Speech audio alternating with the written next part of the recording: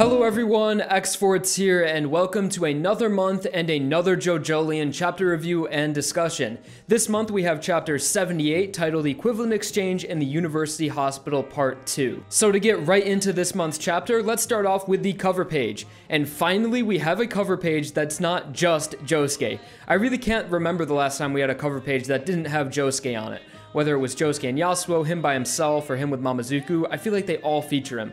But this month, the cover page focuses on the two characters that make up probably like 95% of this chapter, Yasuo and Mitsuba.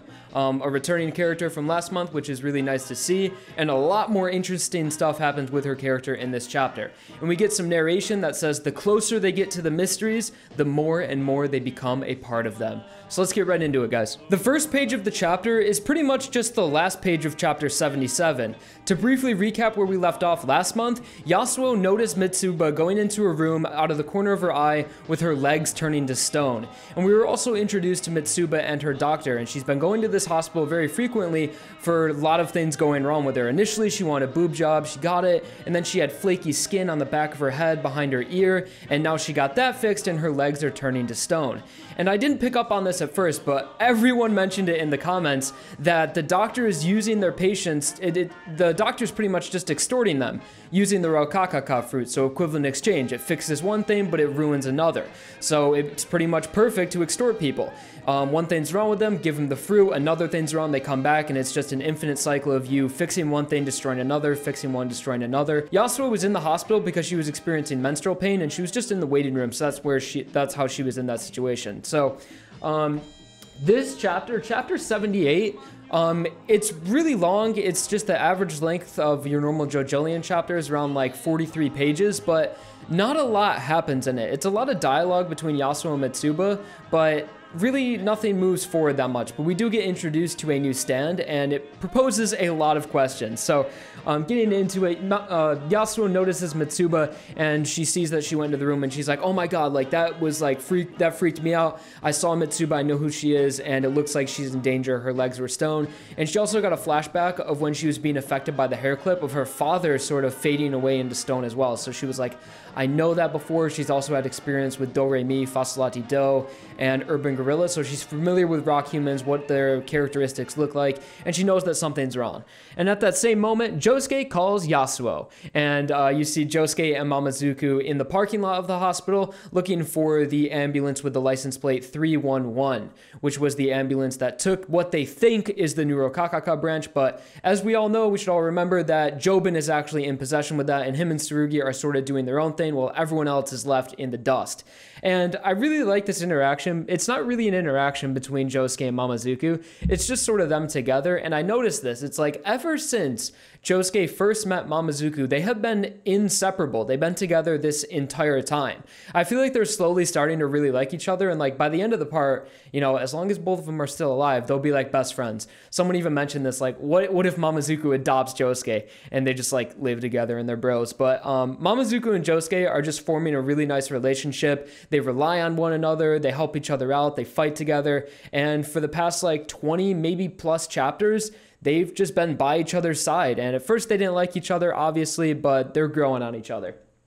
So under the conversation that Josuke and Yasuo are having together, Yasuo explains that, you know, I saw this happening, and, you know, the rocks, her legs turned to rocks. And Josuke is like, okay, Mamazuku, we gotta stop looking for the ambulance right now. We gotta get to the hospital. Right now, Yasuo could be in danger. And Josuke tells her to do one thing. He says, Yasuo, stay away from Mitsuba and get out of the hospital. It's not safe. And he also sends her a video of the Higashikata family's surveillance of the ambulance and the people inside the ambulance taking the branch. So Yasuo should be able to analyze that with Paisley Park. So just keep in mind, the one thing Josuke told Yasuo to do was not to talk to Mitsuba, stay away from her, and get out of the hospital. So then, after their phone conversation ends, we flip over to Yasuo in the hospital by herself. And what does she proceed to do? But she talks to Mitsuba for the entire rest of the chapter. For like 5 straight minutes, she's just talking to her, doing the absolute opposite of what Josuke told her not to do. But before Yasuo and Mitsuba actually meet up, Yasuo does use Paisley Park to analyze the footage on her phone. And initially I thought like, dude, why can't she just like enhance the footage? Because Paisley Park is such a vague ability. It just is technology. It can manipulate technology in 1,000 different ways. So I thought like, couldn't Paisley Park just like enhance the lighting, turn down the contrast, and sort of make out what his face is? But no, eventually she finds one of the doctor that was working with Mitsuba. His name is Tomoki. I'm not even going to try to pronounce his first name because people already give me shit about pronunciations. His first name is just Yu. That's it. I don't know if it's Yuya. I'm just going to call him Tomoki. So she sees Tomoki. She gets a brief description of him. He's a graduate of TG University Hospital, which is where this arc is taking place right now. And he specializes in aesthetic dermatology. So pretty much just cosmetic surgery, which makes sense because he was the one that gave Mitsuba her boob job, which he pretty much just gave her a piece of fruit and was like, there you go. I don't think no surgery was actually performed.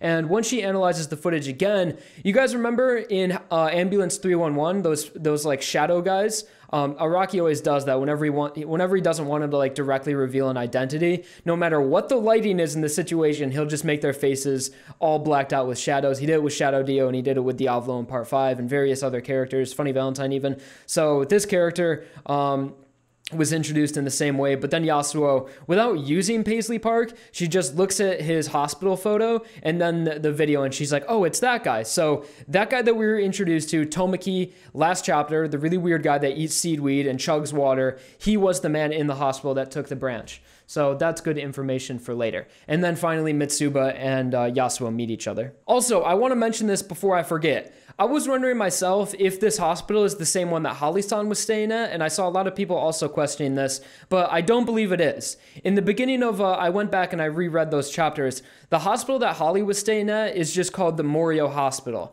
In this one, they're referring to it as the TG University Hospital. And also, when Josuke was on the phone with Yasuo, we saw a really good visual of the main entrance of the hospital, and it's a lot different from the Morioh Hospital that Holly's staying at. So I don't believe these are the same hospitals. They look different, and also Araki's referring to them by different names. So, and also Josuke hasn't mentioned anything about that. I mean, I feel like if Josuke heard Yasuo saying stuff about the rocks and he told Yasuo to get out of the hospital and that it's not safe, maybe he would also question like, Holly's in there too. Maybe we need to save Holly, but Josuke hasn't had any mention of her. So, I'm convinced that these are two entirely different hospitals. They look different and they have different names. So although that means we're not going to see anything too interesting with Holly happening anytime soon and she's not going to come back into the story, it is cool to think that in every hospital around Morioh and maybe even outside of Morioh, there are these rock humans that are scientists and doctors sort of having this, it's sort of like a conspiracy theory. Like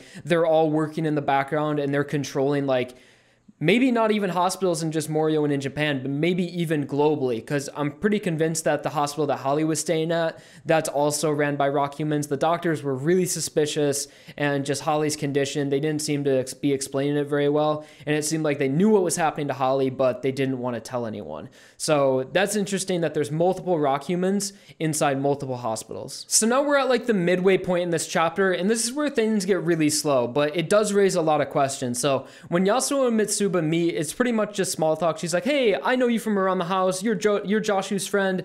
How you doing and everything? And then she goes on talking about the hospital, how she was like, oh my gosh, my boobs are just like they were when I was a teenager. How old are you, Yasuo? 19? Let me feel them. And they're just like, just small interactions like that. But the one notable thing is that Mitsuba's legs are back to normal. She went into that room for like a second and her legs are back to normal, but also the man that went into the room with her, which is assumingly Tomoki, he is gone as well. So two people enter a room, Yasuo enters the room, the doctor is gone, and it's just Mitsuba and her legs are back to normal. So it has that like good JoJo feel of that there's a mystery and things are like the atmosphere in the room is uneasy. So Araki did a really well job of illustrating that, which is like one of my favorite things about JoJo, just like the mystery of the situations, like the air is so tense you could cut it with a knife. So since we're working with equivalent exchange here, the one thing I was always thinking is that like, if her legs are back to normal, what did she lose? I was like analyzing her body, like, okay, what is wrong with her? If her legs are fixed, there's got to be something else messed up.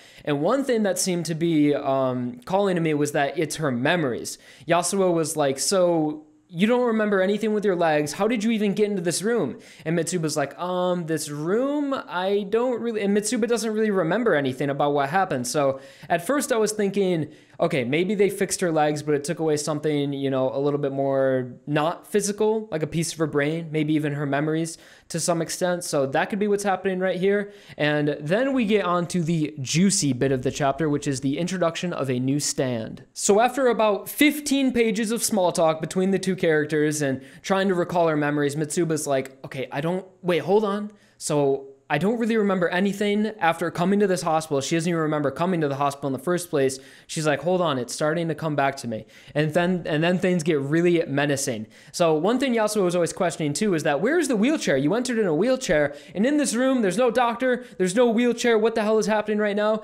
And a shelf or a drawer slowly starts to open, and it looks like surgeon tools, but then it's fully revealed that it opens.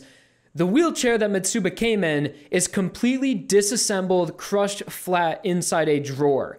And also, thing to keep note of is that Yasuo saw 2 rocks sitting on a stool, and she's like, what are these little things? And if you go through each individual page of the chapter, those rocks are always on the stool. So Araki is making a point of those. So things are happening, things are getting weird, we don't really know what it is. There's a wheelchair flat, there's a lot of emphasis on these rocks that are sitting on the table, and then out of nowhere, Mitsuba's personality and just mannerisms begin to change. If you guys remember Tomoki from the last chapter, he was eating seaweed, he was drinking a lot of water, and he was just a really quirky guy. And out of nowhere, Mitsuba picks up water and starts chugging it. So that was like, wait, what is happening right now? And then in the next page, she is even eating seaweed like Tomoki was. And her attitude and demeanor completely changes out of nowhere. She's acting more menacingly, she's not friendly at all. Like I said again, her mannerisms have changed, and Yasuo is just totally freaked out. You see the tension in the air with the panel. So things are already getting really weird. Mitsuba's personality changed out of nowhere, reflecting Tomoki. She's eating seaweed. Her hands start to boil and get really nasty looking, similar to Holly's in the beginning of the part. And then electricity, Yasuo goes to pick up her phone, and it's like a loud static that sparks from the phone and messes with everyone in the room. And then also the 2 rocks that were on the stool they attack the phone, and then they attack Yasuo. They go into her head, and they sort of like start moving up her face, and they just drop her on the floor. So this part right here is just the biggest grab bag of abilities I've ever seen before in an introduction. So the first thing I was thinking is that maybe the stand ability is able to control people to some extent, because Mitsuba doesn't seem really evil at all. It just looks like she was being controlled by Tomoki, as expressing the same mannerisms as him and talking similar to him as well. So Mitsuba kind of turned into Tomoki out of nowhere. A static shock came out of Yasuo's phone that like pierced their ears. The wheelchair is completely flat, and then the rocks come up and they start zipping around the room and attacking people, and it's like, okay, if this is one stand ability, Araki better have a very clever concept that ties all of these things together. Why he can control static shocks, he can flatten things, he can remotely control these rocks. But so far, this feels like it's either 2 stands or just 1 stand that's a grab bag of abilities. So with all of that just happening, Yasuo is on the floor, knocked out pretty much, and Mitsuba comes up over her shoulder with a completely changed attitude and spouting sort of like villainous talk you'd see. Mitsuba, or whoever it is that's controlling Mitsuba, says, "You will not find good fortune. Far greater in numbers, our enemies are evil." So there's more enemies coming. There's a lot more things that we don't know about, and we're sort of... Man, I say this in like every JoJolion review, but I really wish there was a more consistent group of enemies in the part. It just seems like every chapter we're getting introduced to a new group of villains. For a while now, we've known that scientists and doctors and rock humans are all working together to use the new Rokakakan technology, but at first it was like the drug trade, and then poor Tom was just kind of a random rock human. Jobin was like, let me call poor Tom to help me out. So poor Tom really didn't have any affiliation with anything, but it doesn't really matter because he's dead now. So he was just sort of a random villain, and now we're introduced to new villains that are even more of them. They're great in numbers, and that's pretty much where the chapter ends. Mitsuba drags Yasuo by the leg into this room and shuts the door, and that's the end of it. So the end of this chapter raised so many questions. But one thing that we know for sure is that this is the work of an enemy stand, obviously. I don't really know what that stand is or what its exact ability is. It seems to be able to do 10 different things, but I think its appearance is those two rocks, which is honestly kind of lame. It's a longer rock and then just a more circular rock, and if that's the stand's real appearance, that would be like, I'm all fine for like these unique stand appearances that aren't just humanoid forms, but just two rocks, like, I would just consider that kind of lazy and not really interesting at all. One thing it kind of reminded me of, if you guys have ever seen Guardians of the Galaxy, that character Yondu, one of my favorite characters in that entire series, he has this little arrow that he can control with whistles, and that's sort of what those rocks reminded me of. Like, they were just sort of moving on their own really quickly, and they went into Yasuo's head, and they just knocked her out just like that. And I was talking in Discord with some friends about the chapter, and someone mentioned that since Tomoki was in the ambulance that when poor Tom died and that they took the branch, Tomoki was inside that ambulance, and we still don't really know how poor Tom died. We just know that he was shot through the front or the back of the head and dropped dead just like that. We didn't really know who attacked him. But now with this chapter, now that we see these little rocks that are able to move super quickly and pierce people's skin, I think it's a safe bet that the person that killed poor Tom was Tomoki, assuming that this is his stand ability, which I think it has to be. Doctor from last chapter, Tomoki, I think this has to be his stand. He was in the room, and now he's just gone, and a bunch of weird things are happening, and he has a really unique design, and he's definitely a rock human. So right now, I think his stand is able to control those two little rocks, but also, I'm really convinced that his stand is some sort of body control or being able to enter other people's bodies through himself, because he didn't go anywhere. That room just enters, and there's no exit, there's just one entrance. And he's gone, and out of nowhere, Mitsuba's, her entire personality completely changed, and she was expressing the same mannerisms as Tomoki, eating the seaweed and drinking the water. So I don't think Mitsuba is evil. I think that she's being controlled right now by Tomoki. And I don't know what this stand is. Although this does lead more into the idea that there could be two stand users, because there were two people in the ambulance. So maybe Tomoki's ability is to control people in a sense, and then the other person that was in an ambulance is also working with them, and he can remotely control those rocks. Sort of, imagine if it's just Yondu. The character just looks just like Yondu. That would be awesome. But I think that's what's happening right now. Two stand users, two separate stands, and Tomoki is able to control people, and those rocks could be him, could be something else. So to conclude this chapter review, I actually really like this chapter. Although I feel like things could have happened a lot quicker. I feel like there was a lot of unnecessary dialogue between Mitsuba and Yasuo. Although it was kind of funny, the volume, the feel when they were talking about her boobs. But yeah, this chapter, I feel like it was just a little bit too long, and there was a little too much dialogue, and I wish more could have happened. Pretty much all that happened was that Yasuo met Mitsuba, and then Mitsuba attacked her. Like, two things. The setting didn't really change at all, and it was just 43 chapters for all that to happen. I don't know, maybe that could have done quicker, but I feel like Araki wanted to end this. He always wants to end these chapters on Yasuo getting hurt. I'm so sick of Yasuo just being used as a character to get hurt. We haven't seen Yasuo in, I think, 10 chapters. So in real time, that's like a year. We haven't seen Yasuo in the story in like a year. And the first thing she does is get knocked out immediately and KO'd. I mean, in the Blue Hawaii arc, what happened to Yasuo? She got insta-KO'd by Speed Cane. So I wish Yasuo would do more in the story right now other than just being fodder, I wish she would actually do something. It seems like she's being hurt more often than not. But once we got into the actual action of this chapter, I thought it was really good, and I thought it did a really well job of expressing one of the things JoJo does best, is like just the uneasiness in the air and the tension and just the danger of the unknown. That's like one of the major themes of stands, is danger of the unknown. And this chapter did really well for that, because it's like, what is that? Why is that happening? Why is that wheelchair flat? Okay, Yasuo is attacked, and you just get a sense of things are really uneasy. And I like that a lot. JoJo is very good at that. So I think that's going to do it for chapter 78. Honestly, yeah, this chapter was decent. I liked some parts of it, but other parts I thought it just moved a little too slow. But I'm interested to see what's happening with these stands. They seem a little bit different from what we've seen usually. Although a lot of stands seem to just do like one-hit kills, and I wish stand fights were a little bit longer like that, a little bit more tactical. It wasn't just one hit and you're done like we saw with Yasuo. But next chapter, Josuke and Mamazuku are inevitably going to arrive at the hospital. They said they were going to be there in 5 minutes, so they should be showing up any minute now. And it looks like they're just going to need to save Yasuo or rescue her, or they'll get in another fight with another Dr. Stan user once they enter. So Josuke is going to get back in the story next chapter, and hopefully it should be good. So that's going to do it for JoJolion chapter 78. Hopefully you guys enjoyed. Hopefully you guys liked the chapter and the video. And yeah, I'm excited to see what happens next month. All right, guys, thanks for watching. Like if you enjoyed, subscribe for more, and I'll talk to you guys later. Peace.